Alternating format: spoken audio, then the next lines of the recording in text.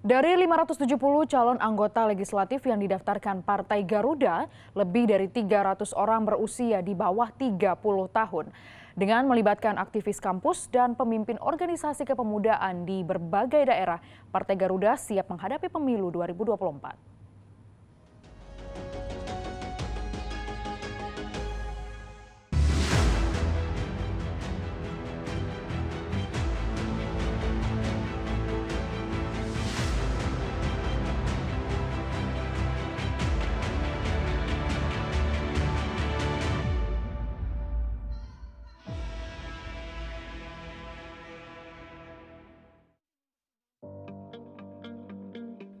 Memberdayakan dan menggerakkan anak muda. Semangat inilah yang terus dikobarkan Partai Garda Perubahan Indonesia atau Garuda dalam menghadapi pemilu 2024.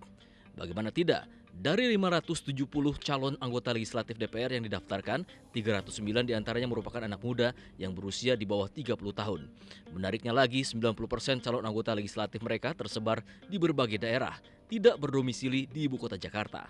Dengan melibatkan mantan aktivis kampus dan tokoh organisasi kepemudaan di daerah, Partai Garuda yakin kali ini akan mampu menempatkan wakilnya di Senayan. Garuda sesungguhnya bukanlah partai baru. Sebelumnya partai ini bernama Partai Kerakyatan Nasional yang dideklarasikan 30 November 2007. Mantan Menteri Penerangan sekaligus mantan Ketua DPR MPR Harmoko ikut terlibat dalam pembentukannya. Namun, Partai Kerakyatan Nasional gagal lolos verifikasi KPU sehingga tidak bisa ikut pemilu 2009. Setelah gagal ikut pemilu, Partai Kerakyatan Nasional berganti nama menjadi Partai Gerakan Perubahan Indonesia atau disingkat Partai Garuda. Ahmad Ridho Sabana dipercaya sebagai Ketua Umum Partai. Dari hasil verifikasi, Partai Garuda dinyatakan lolos untuk ikut pemilu 2019 bersama 3 partai baru lainnya, Partai Perindo, Partai Berkarya, dan Partai Solidaritas Indonesia. Di antara 3 partai baru ini, suara Partai Garuda lah yang paling kecil. Partai Garuda hanya mendapat 702.536 suara atau 0,05% suara. Meski gagal mendapat kursi di DPR, Partai Garuda berhasil menempatkan 2 wakilnya di DPRD Maluku Utara dan DPR Papua. Sedangkan di tingkat kabupaten dan kota, Partai Garuda memiliki 33 wakil dengan sebaran terbanyak di Papua, yakni 24 orang. Menghadapi pemilu 2024, Partai Garuda melakukan strategi baru. Para caleg diminta turun langsung ke masyarakat. Jika perlu, bermalam di rumah-rumah warga. Kami memahami bahwa memang merebut suara ini tidak terlalu mudah gitu.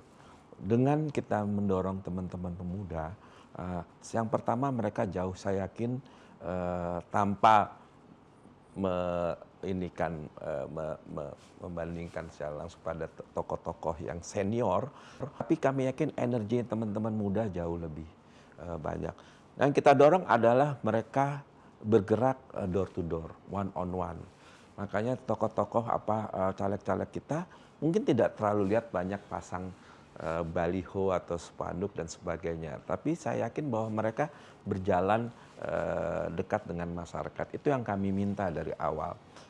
Ada caleg-caleg kita yang jadi di Indonesia Timur umumnya itu, karena mereka sangat dekat dengan masyarakat. Pada saat kampanye bukan pakai baliho, tapi mereka datang ke masyarakat, bergaul dengan mereka, bahkan nginep di tempat masyarakat bisa 2 hari, 3 hari pindah. Dan itu ternyata efektif.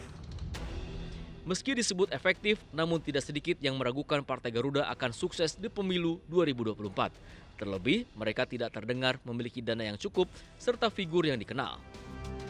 Saya memahami bahwa paling tidak untuk mengatur sebuah partai itu ada 2 rumus. Saya melihatnya, ini rumus dari saya. Yang pertama itu penyandang dana.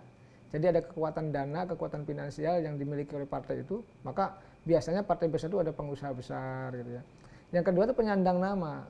Nah, penyandang nama ini figuritas, kekuatan aktor-aktor, figur, public figure ya, yang kuat secara elektoral, baik dia tingkat popularitasnya maupun tingkat elektabilitas nanti elektoralnya kuat. Nah, karena ini minim di Partai Garuda itu, makanya tadi sulit untuk bisa mengatrol ya kekuatan atau elektabilitas dari Partai Garuda itu. Banyak pihak boleh saja ragu, namun Partai Garuda tetap optimistis. mereka bakal bisa menembus ambang batas parlemen, yakni sekitar 7 juta suara. Mereka juga yakin bisa turut memenangkan pasangan Prabowo Subianto Gibran Rakabuming Raka dalam pemilu mendatang. Tim Liputan 6 SCTV melaporkan.